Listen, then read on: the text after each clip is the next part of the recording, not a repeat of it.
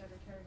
Could you speak today about the future of the U.S. Embassy in Kabul, whether it will remain or American diplomats will remain in Kabul after the military withdrawal on the 31st?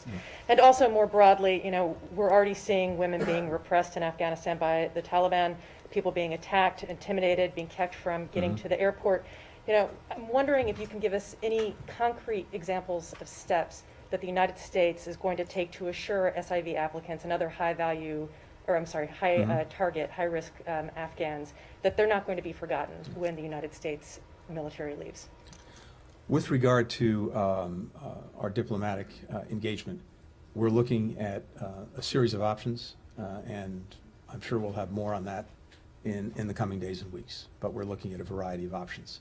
And as I said earlier, particularly because the effort to bring out of Afghanistan those who want to leave does not end with the military evacuation plan on the 31st.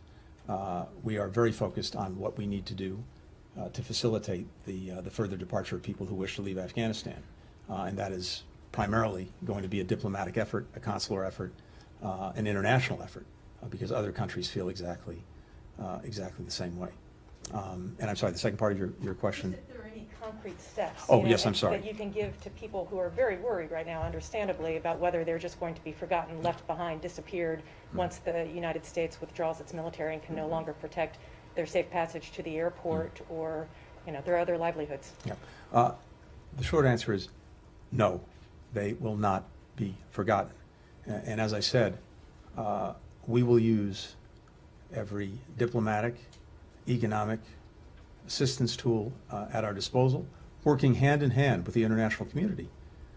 First and foremost, to ensure that those who want to leave Afghanistan after the 31st are able to do so, as well as to deal with other issues that we need to be focused on, including counterterrorism and humanitarian assistance and expectations of a future Afghan government. I mentioned a few moments ago that we got 114 countries around the world to make clear to the Taliban the international expectation that people will continue to be able to leave the country after the military evacuation effort ends.